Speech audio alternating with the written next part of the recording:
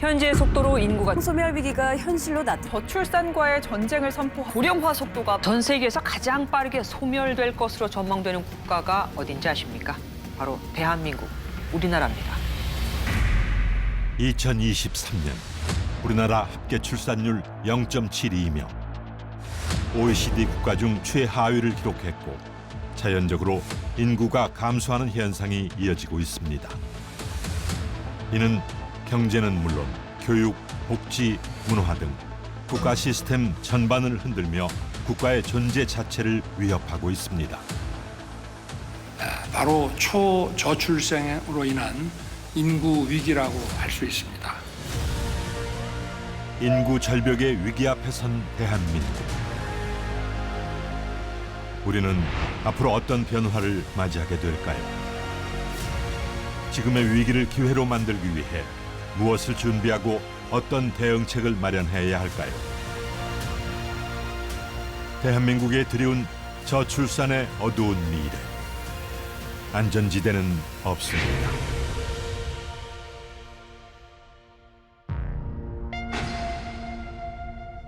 동아시아에서 가장 먼저 저출산을 경험한 나라 일본.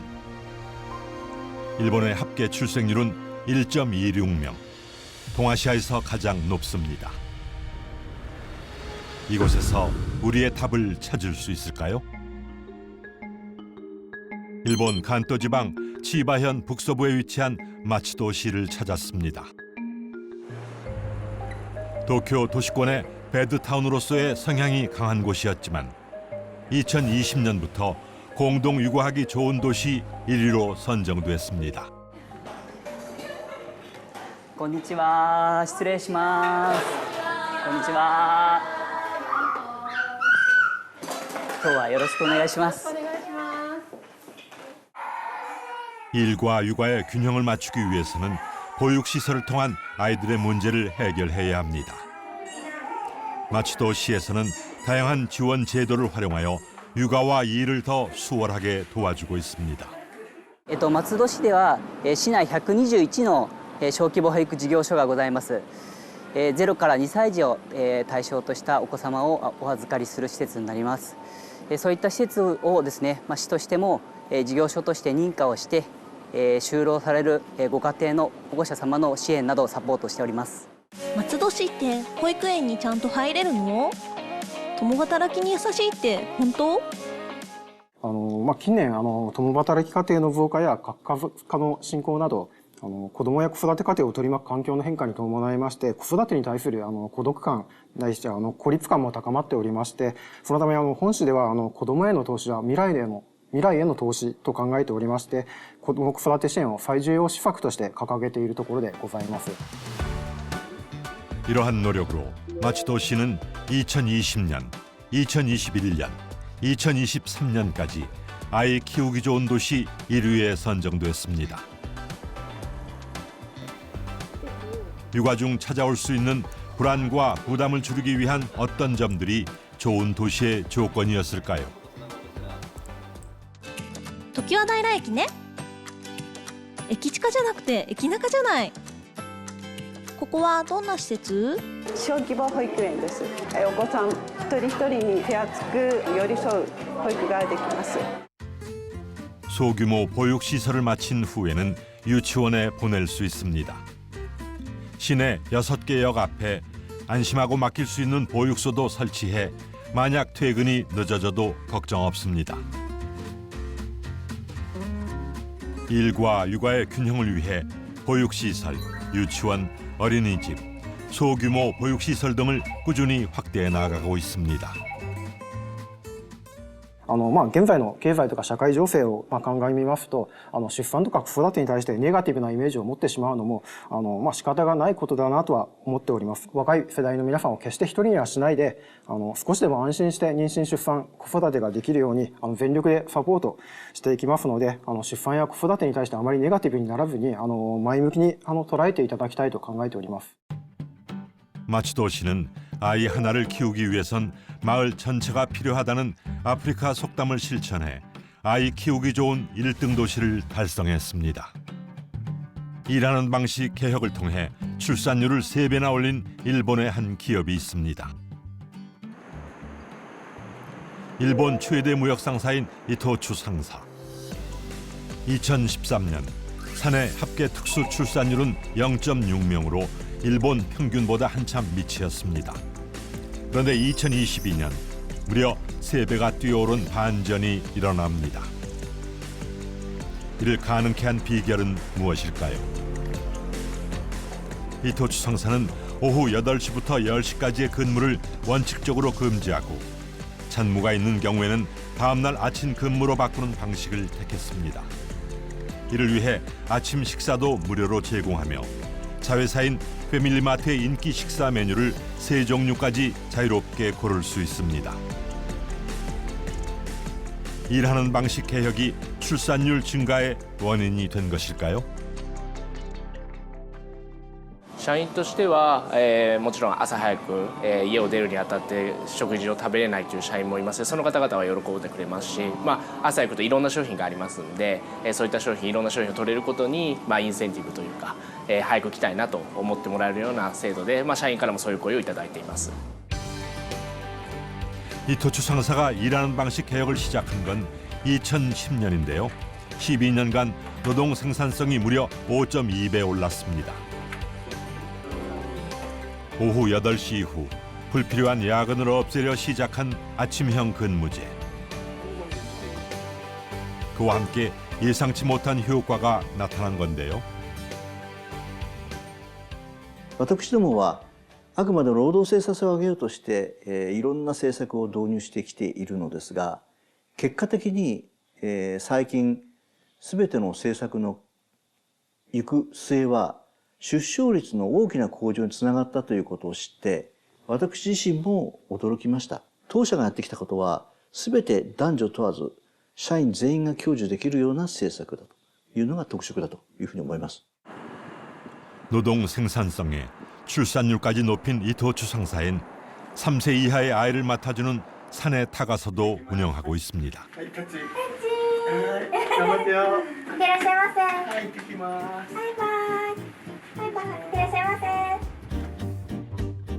덕분에 일과 육아 2마리 토끼를 잡기 수월합니다.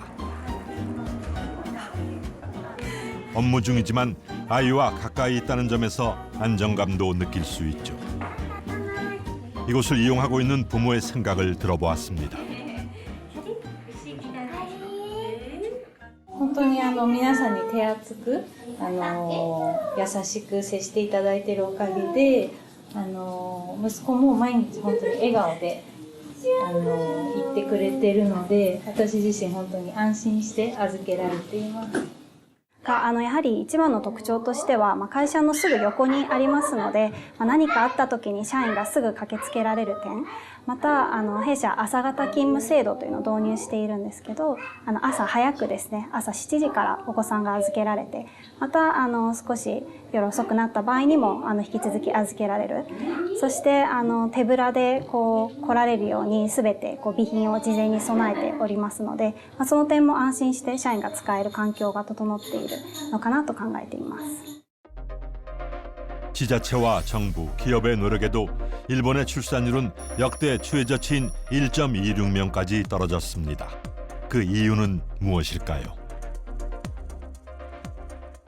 ここ最近の日本はやはり非正規雇用者の雇用が不安定であるとかですね、それからあとは少子化対策がやはりまだ日本は十分に機能していないとかですね、例えば日本の大体平均初婚年齢っていうのは大体30歳ぐらいですけども、そこからじゃあ結婚して子供を産むとした時になんていうんですかね、平均的に見ると多くて2人とかそういう数字になってしまうと思うんです。だから早くその20代の頃から産んでおかないとなかなか出生率をですね、例えば置き換え数字まで上げるとかそういうことは不可能だと思いますので、なのでやはり若年者に対する結婚の支援というのがですね、不十分であると、それが大きな要因ではないかなと思います。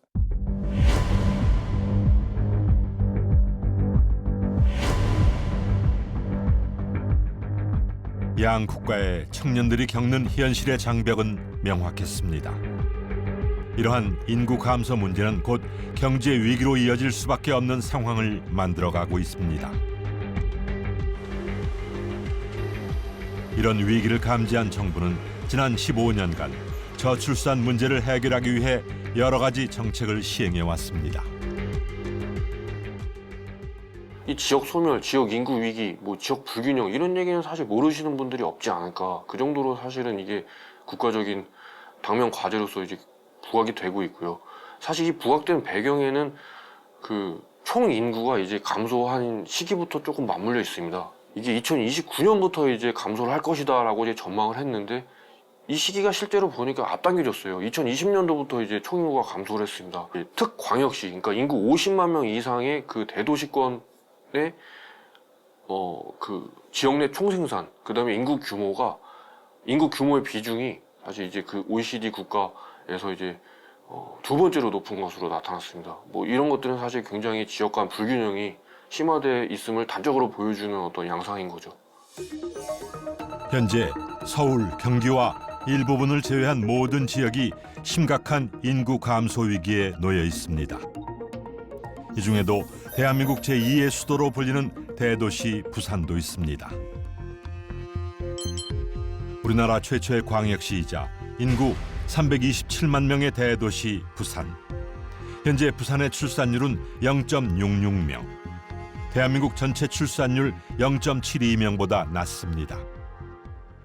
대한민국 저출생 문제는 뭐 국가 비상사태라고 해도 과언이 아닌데 그 저출생과 또 저출생 고령화가 되면은 당연히 구조적인 경제성장 잠재율이 떨어질 수밖에 없고 그러다 보면은 이 세대 간의 계층 간의 지역 간의 이 격차도 또 확대될 수밖에 없는 이 악순환을 만드는 요인이죠. 그런데 그 문제들의 중심에 어디 있느냐? 이 지금 수도권 일극주의가 갈수록 과속화되고 있는 게 이 세 가지 문제를 더 심화시키고 있는 겁니다. 지역마다 지금 청년들이 다 수도권으로 가려고 하는 것 때문에 몸살을 앓고 있고 그러다 보니까 여기서 출산율은 또 낮아지고 이런 그 악순환이 되고 있는 거거든요. 그래서 저출생 문제를 해결하기 위해서는 근원적으로 지역에 대한 관점을 새롭게 하지 않으면 이 문제를 극복하기 어렵다. 이제 막 사회생활을 시작한 청년층의 일자리가 부족하다 보니 부산, 울산, 경남을 떠나게 되는 겁니다. 이렇게 청년이 계속 줄어드는 건 도시 경제 활성화의 커다란 위험 요소입니다. 지역 인구 감소에 따른 그 지역 인구 위기, 지방 소멸의 문제는 사실 이 지역 측면에서 특히 어떠한 자연 재해보다 더 치명적일 수 있습니다. 전국적으로 인구 감소가 문제인 지금 이를 극복하기 위해 노력 중인 지자체도 있습니다.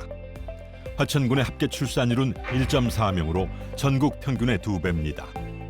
최근 주거 안정을 위해 마을 정비용 공공임대주택 입주자를 모집했는데 지난해 입주자 모집이 완료됐습니다.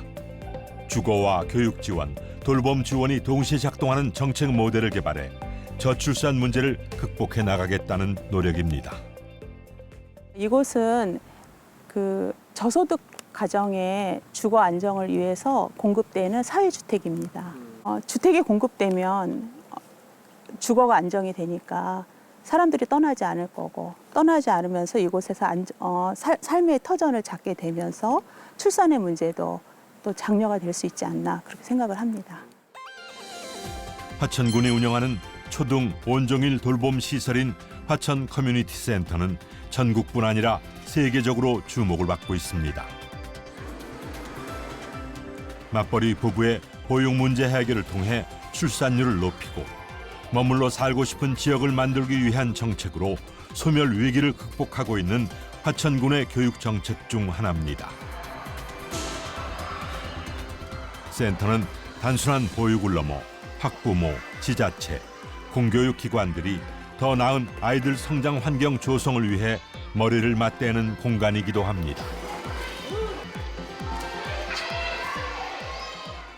일단은 제가 여기 커뮤니티 센터가 생기고 이걸 이용할 수 있게 됨으로 인해서 일을 시작할 수가 있게 되었거든요. 저출산의 그 문제가 나오는 이유 자체가 아이들을 키우기 어려운 환경에 좀 있다고 생각이 들거든요. 아무래도 아이들 키우려면 돈도 많이 들고 그리고 일할 수 있는 그런 환경들이 좀 제공이 되어야 된다고 생각하는데 이런 커뮤니티 센터가 생김으로 인해서 운영이 됨으로 인해서 저희가 좀 편안한 마음으로 아이들을 맡길 수 있고 그리고 양질의 교육도 받을 수 있고 또 비용도 절감할 수 있으니까 사교육비도 좀 아낄 수가 있고 그래서 너무 감사하게 생각하고 있어요. 초등 온종일 돌봄 시설이지만 지역 초중 고교생 모두에게 개방되는 학교 복합 시설이기도 합니다. 원어민 교사와의 영어 수업 외에도 중고교생을 위한 진로 진학 상담, 지역 주민 모두에게 개방되는 복합 시설입니다. 저희 화천군에서는 이제 교육과 또 저출산 문제를 해결하기 위해서 여러 가지 방안을 강구하다 보니 맞벌이 부부나 혹은 아이들을 돌봐줄 수 있는 시설이 필요하다고 생각이 돼서 저희 화천 커뮤니티 센터가 있음으로 해서 이제 맞벌이에 대한 부담이 많이 줄었다고 생각이 됩니다.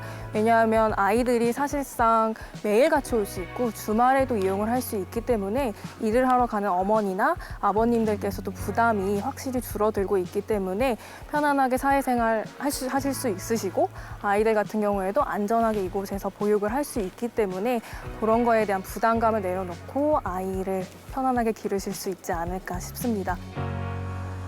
화천군의 지원은 아이를 낳는 순간부터 시작됩니다. 이곳은 2022년 개원해 연중 무휴 24시간 운영되는 화천군 공공산후조리원입니다. 분만 후 28일 이내인 산모와 신생아를 위한 공간이지만 부모에게 경제적 부담을 줄이고 출산율 제고에 기여하는 곳이기도 합니다. 지금 일단 저는 1년 이상 여기 화천에 거주를 하고 있어서 지금 거의 공짜로 들어왔어요. 그래서 공짜로 들어왔고 밥이 정말 맛있어요. 그래서 여기 들어와서 밥도 정말 맛있고 그다음에 아기를 정말 잘 봐주세요. 그래서 간호사분들도 경력도 되게 많으시고 하셔가지고 안심하고 지낼 수 있습니다. 멀리 가지 않아도 비용을 들이지 않고도 산후조리가 가능해 산모들의 만족도가 상당히 높은데요. 출산일 기준 화천군에 1년 이상 살고 있다면 2주간 무료로 지낼 수 있습니다. 집에 돌아가서도 아이와 잘 지낼 수 있도록 다양한 교육 프로그램도 무상으로 지원하고 있습니다. 여느 민간 산후조리원 못지않은 양질의 시설도 이곳의 큰 자랑입니다. 군에서 운영을 하고 저출산 때문에 산모분들이 조리원 이용 금액을 부담스러워 하시는 경우도 있잖아요. 그것 때문에 화천군에서 군수님이 공약으로 화천 군민은 무료로 해주겠다 하셔가지고 1년 이상 거주하신 분들은 무료고요.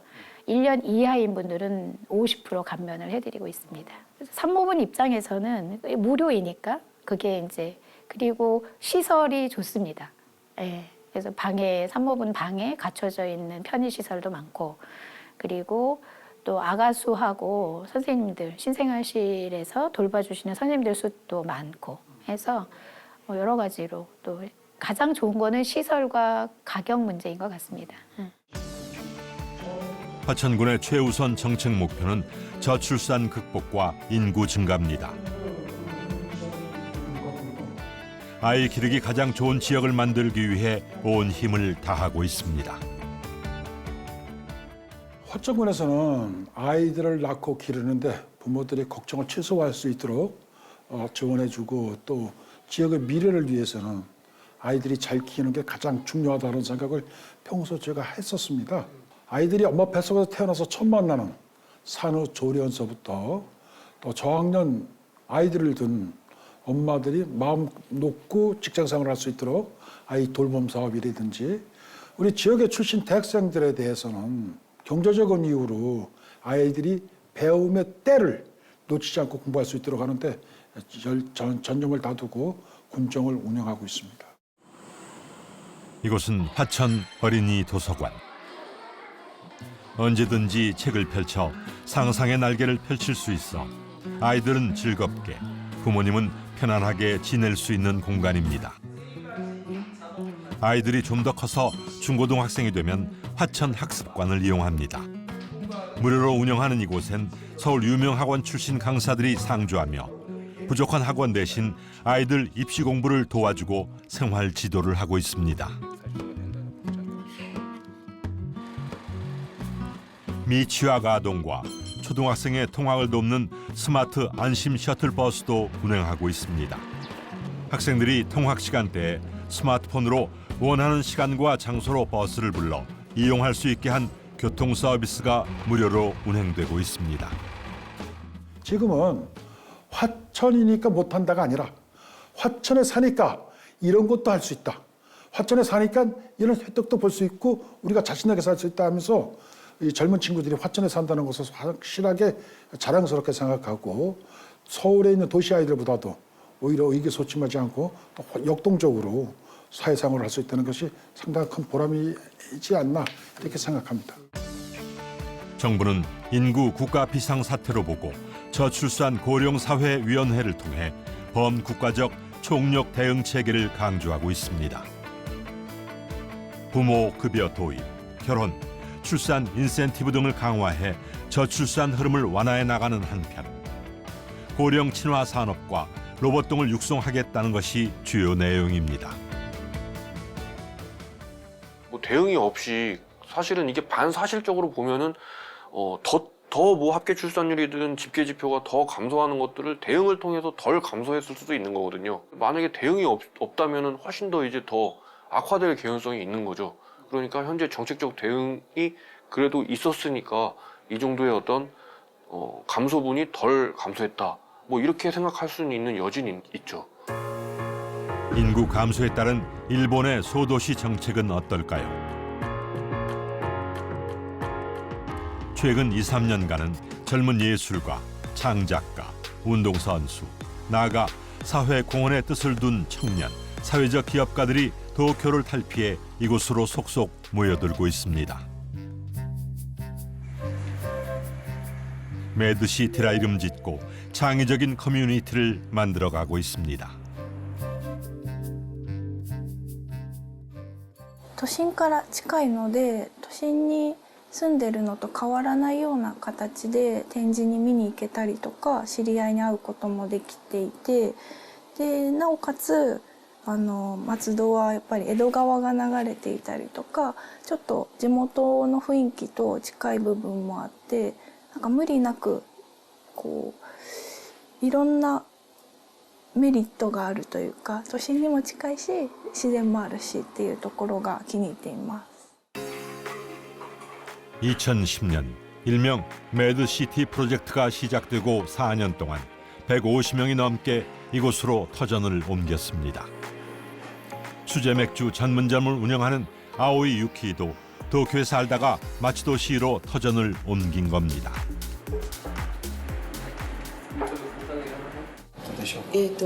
都内の方で、クラフトビールをスタートしました。もともと都内のそこで飲食店をしていたので、そちらの方を閉めるにあたってこの近辺のあたりで探してはみたんですが、市川とか松戸とか、ちょっと都内でも隣ぐらいを探しましたけれども、やはりこう面白い場所っていうところではやはり松戸のこの辺りが一番面白そうでしたので。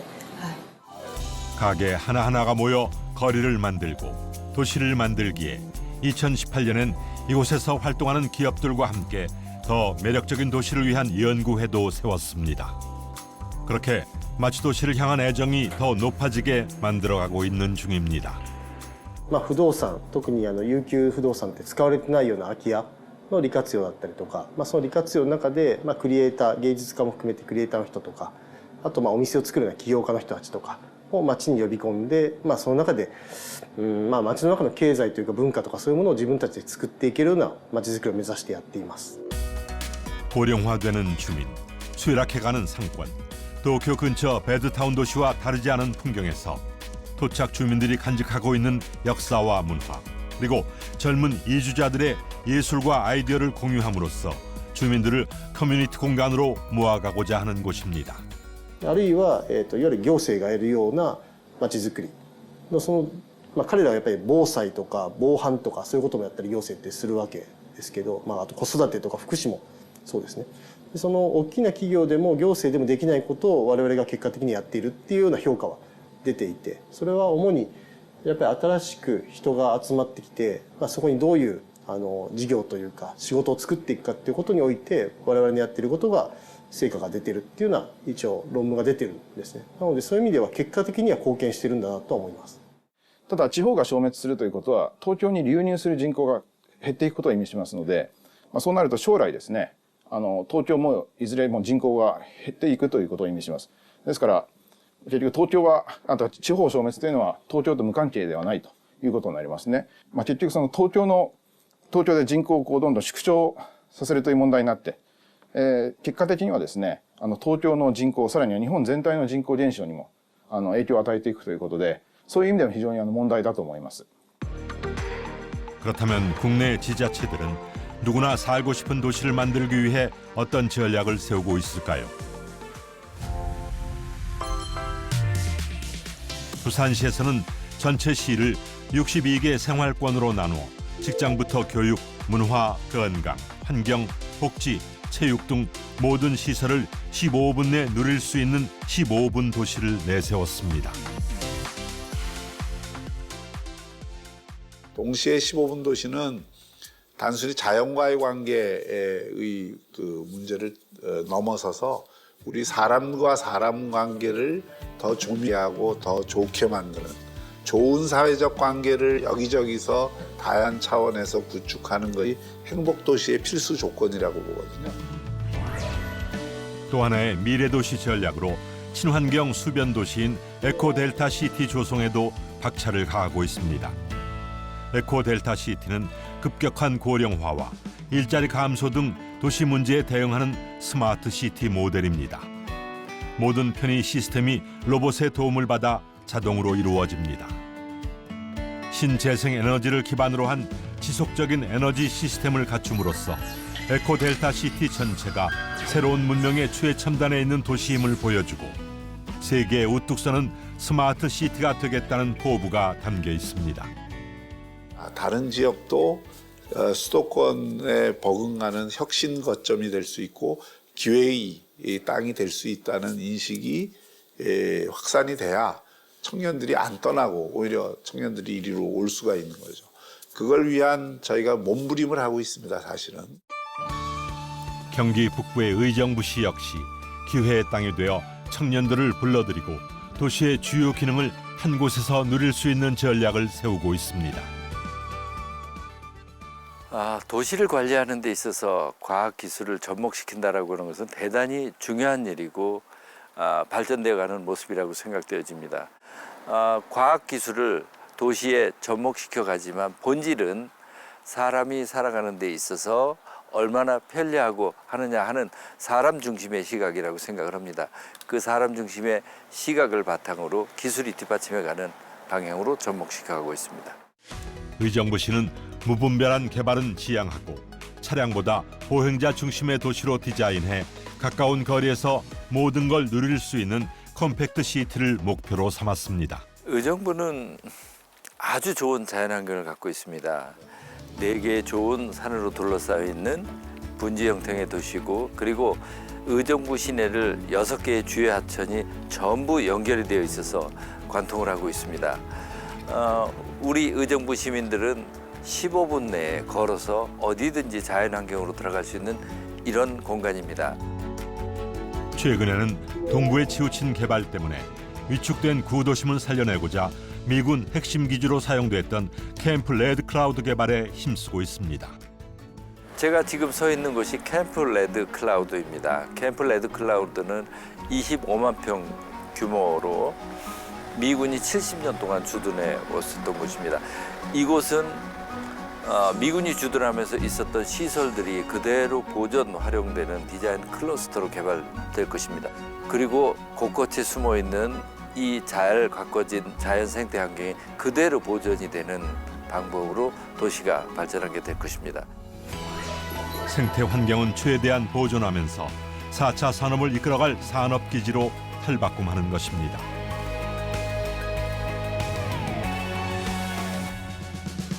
올해 1월 전북특별자치도로 새롭게 출발한 전라북도는 도약 비전으로 글로벌 생명경제 도시를 내세웠습니다.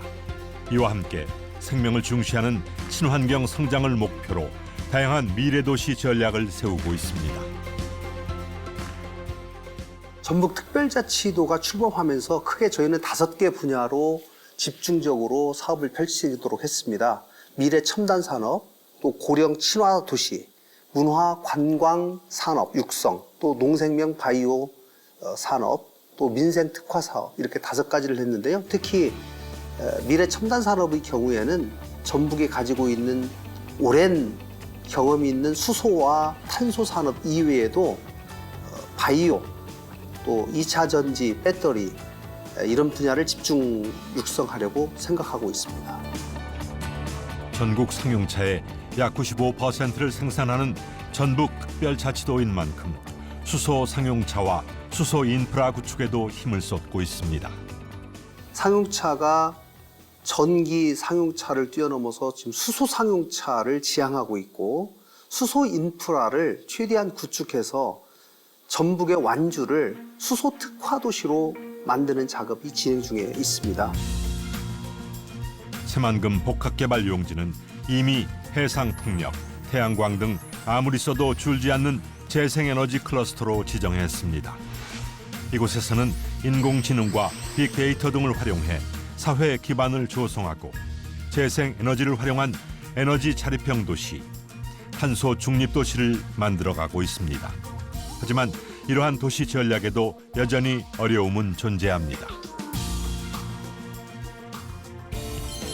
충북은 한정된 자원을 재사용해 미래 도시를 꿈꾸고 있습니다.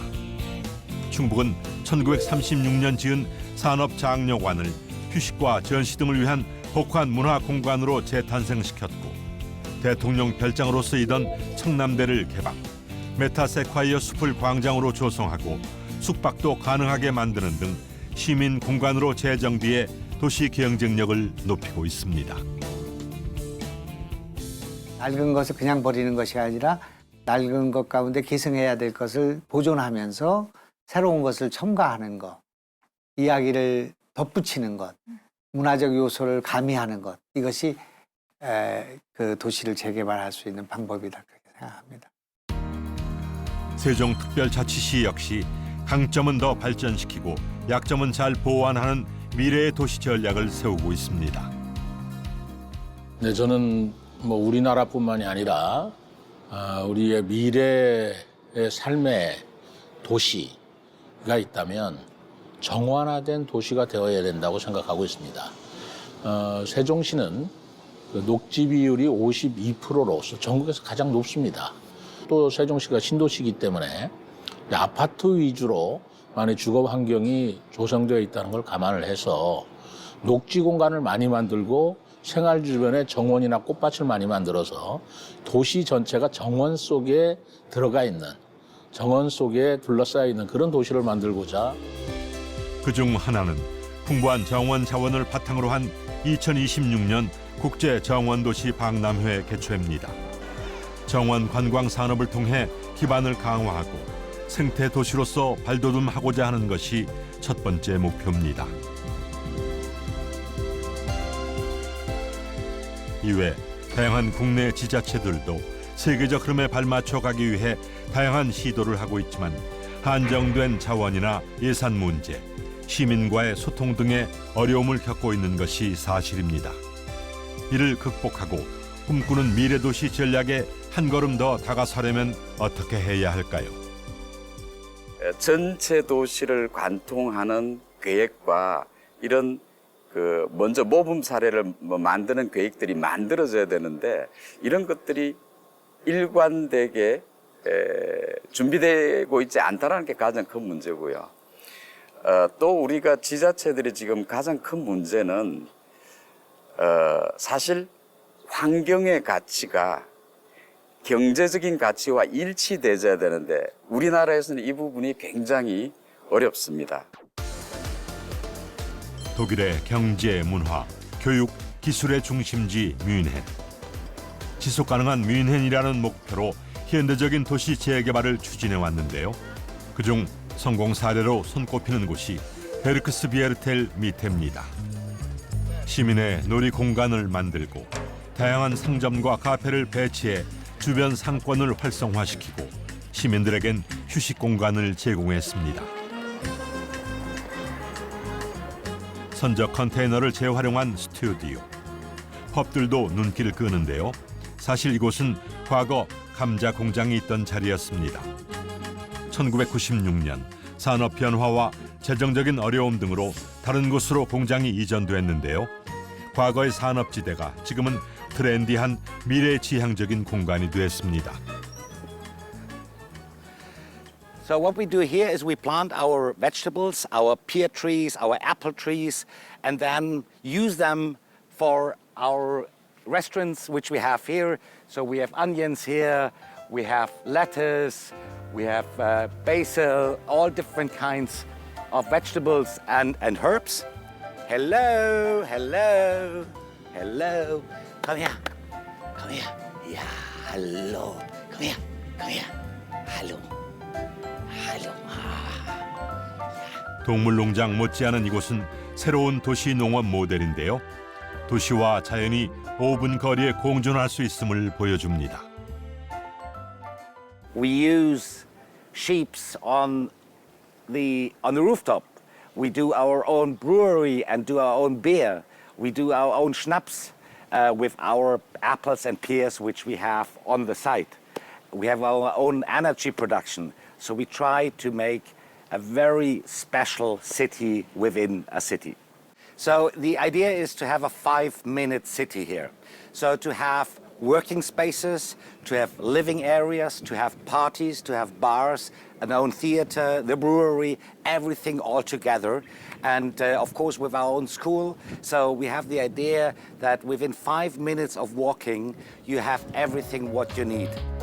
2023년 독일 내 스마트 시티 1위 도시로 뽑힌 뮌헨의 혁신적인 도시 재개발 프로젝트는 계속해서 진화하고 있습니다. 물리학 천재 아인슈타인의 출생지로 유명한 도시 울룸. 유럽에서 가장 높은 600년 된 울룸 대성당이 그 위용을 뽐냅니다.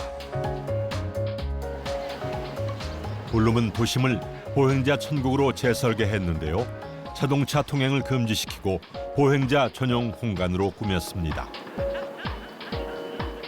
울룸의 차 없는 거리를 걷다 보면 생각지 못했던 의외의 경험을 하게 되는데요. 85인치 디스플레이엔 주차 공간 모니터링, 날씨, 토양, 습도, 심지어 울룸을 찾은 관광객 숫자까지 다양한 도시 정보가 담겨 있습니다.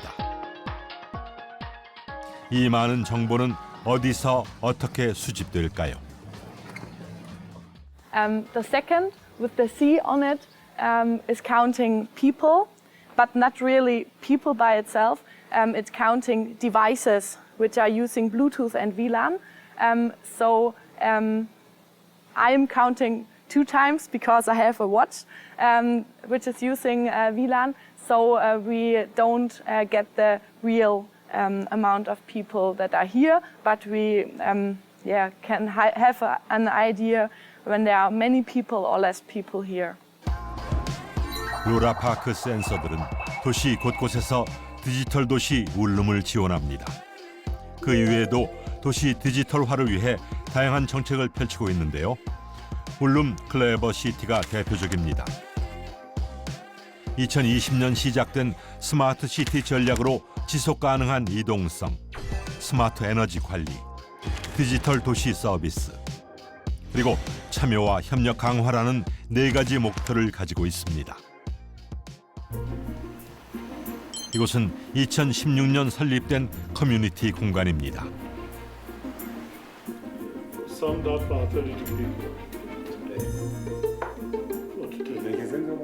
울룸의 디지털 미래를 형성하는 데 중요한 역할을 한다는데요. 각계 사람들이 모여 협력하고 창의적인 아이디어를 실현할 수 있는 플랫폼을 제공합니다. der Stadt Ulm. Und das Verschwörhaus ist ein Ort der Begegnung. Hier sollen Menschen jeden Alters Technik erleben können, auf ganz unkomplizierte Art und Weise. Es ist ein Ort für die Bürgerschaft. Das heißt, hier finden Veranstaltungen statt, in denen wir digitale Technologien erklären. 공동 작업과 창작을 위한 실험실, 워크숍 공간도 제공되는데요. 업사이클링 재본 카페, 3D 프린팅 레이저 커팅 등 다양한 활동을 지원하는 장비도 충분히 마련돼 있습니다. 이것은 시민들을 이롭게 하는 디지털 울룸의 도시 전략입니다. Bei Nachhaltigkeit und Digitalisierung. Die andere Richtung, die wir immer auch im Kopf haben, ist, dass wir sagen, wir müssen bei dem, was wir auswählen an Technologien, darauf achten, dass sie möglichst ressourcenschonend sind, dass sie möglichst energieeffizient sind, dass sie möglichst langlebig sind und dass sie auch möglichst allen Leuten zugutekommen können. 울름시에서 진행하는 로봇 프로젝트 테스트장. 이곳에서는 공공의 공간에서 인간과 로봇이 효율적으로 상호작용할 수 있는 방법을 연구합니다. 시민들의 편의를 도모하고 안전하게 작업할 수 있는 로봇을 만드는 게 목표입니다. We want to find out how we have to develop the technology of a robot for clear use. Here it's cleaning in the public places and to show the people, okay, it will work if we have this good solution for us. So we have problems now in Germany to find people doing the work the robots can do. So for us it's a very efficient way doing our job as a government, for example, cleaning the places.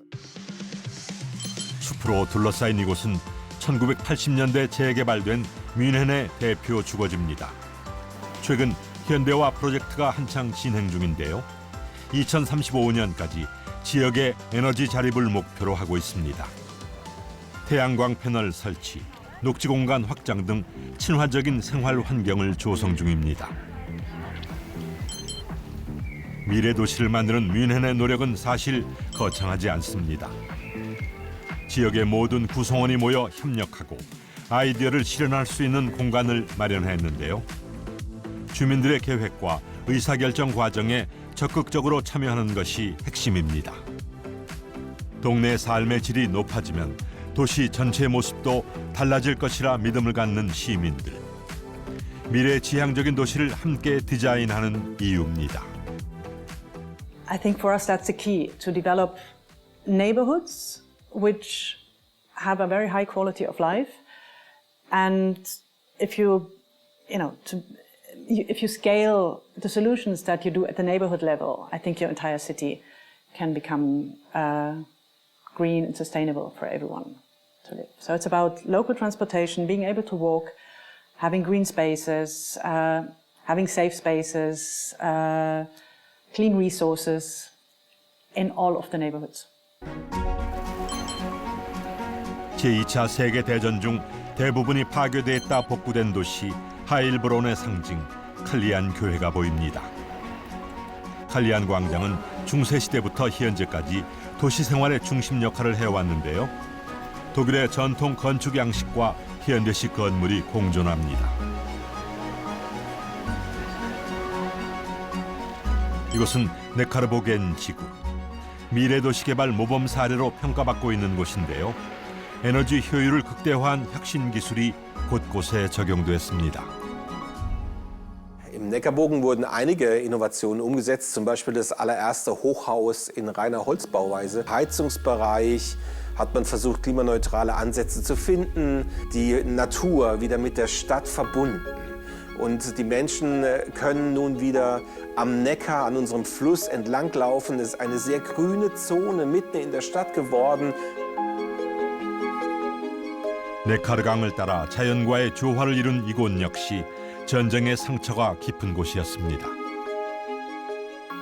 Heilbronn ist ja im Krieg fast komplett zerstört worden, sehr stark bombardiert worden, sodass es einige Monate, ja Jahre gebraucht hat, um das Gelände wieder aufzubereiten, die Schadstoffe herauszunehmen, die Bomben herauszunehmen und dort eben ein Gelände zu errichten, auf dem auch ein Park, ein Garten dann auch wachsen kann, der dann auch wieder gesunde Lebensverhältnisse für die Menschen bereithält. Aber das war ein sehr großer Aufwand. 공공시설을 포함해 3,500명의 주민을 수용하되 녹지공간, 에너지 효율적인 건물, 교통 접근성을 개선했는데요.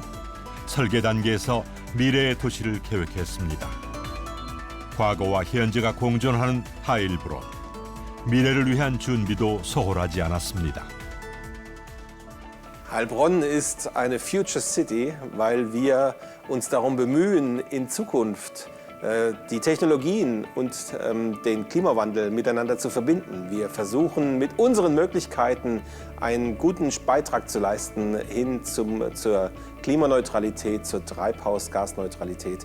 Und da müssen wir einfach alle einbinden, die wir hier vor Ort haben. Die Wissenschaft, die Wirtschaft, die Forschungseinrichtungen wie Fraunhofer zum Beispiel, aber auch die ganzen Bürger. Das ist natürlich ein ganz wichtiger Punkt. Wir glauben, dass im Dialog die Lösung liegt. 이곳은 하일보른에 위치한 독일 최대 규모의 과학관입니다. 교육 및 과학기술 체험장으로 보면 되는데요. 과학에 대한 흥미를 유발하고 창의성을 개발할 수 있는 프로그램과 전시가 진행 중입니다. AI에 대한 하일브론의 열정은 인공지능 생태계 이파이 건설로 이어졌는데요. 유럽 AI 연구의 거점이 될 전망입니다. In Heilbronn, there will be a huge AI ecosystem, which is called EPI, Innovation Park Artificial Intelligence. And here, a lot of companies will come to Heilbronn, universities as well, and together they will work on specific problems and developments in regard to AI technologies. 2019년 12월 뮌헨시는 공식적으로 기후 위기를 선언했습니다. 기후 변화를 심각한 위기로 인식하고 적극적인 조치를 취하겠다는 약속이었죠. 가족은 물론 이웃들과 함께 내가 살고 있는 이 도시에서 행복하고 건강한 삶을 영위할 수 있는 권리. 뮌헨이 기후 중립 도시가 되기 위한 목표를 2035년으로 앞당긴 이유입니다. One of the key principles of the city in balance is that we want to hear the opinion of our citizens, or we are citizens as well. So the city in Munich is a participatory city. We're interested in the views of all kinds of residents. We're actively reaching out to find out what they think of our urban development. 환경적인 가치를 시장의 영역으로 끌어들일 수 있는, 그렇게 해서 경제적인 가치와 환경의 가치를 균형 잡아주는 이런 제도가 선행되어야지만이 실제로 이런 지속 가능한 개발이 시장에서 작동할 수 있습니다. 수도권, 비수도권 간의 격차 완화, 그 다음에 정규직, 비정규직, 뭐 대기업과 중소기업 간의 이런 사회 구조적인 양극화 측면에서 논의도 같이 봐야 되는데, 이런 것들이 없이 뭔가 단편적인 프로그램 중심의 논의는 크게 의미가 없다는 거죠. なかなかその技術進歩を行うといってもですね、なかなか人口がもうかなり縮小してくるとなかなか難しいので、人口をただ拡散して拡散するのではなくてですね、拠点に人口を集めてなんとか生産性を上げていくしかないなと思います。はい。 다가올 미래, 저출산 극복으로 모두를 행복하고 이롭게 하는 미래 도시의 꿈. 사실 인구 절벽 문제는 주거, 교육, 고용, 지역 간 불균형 문제까지 우리 사회의 많은 부분에 복합적으로 얽혀 있습니다. 그만큼 쉽게 풀어내기 어려운 숙제입니다. 이를 해결하기 위해선 이 시대를 살아가고 있는 젊은 세대의 특성에 주목해야 할 것입니다. 스스로 결혼과 임신, 육아를 통해 행복을 느낄 수 있는 사회를 만들어가는 노력. 인구가 증가하던 시기에 맞춰 있던 사회적 시스템을 저출산 시대에 맞게 바꿔나가는 노력이 미래의 도시 전략이 아닐까 합니다.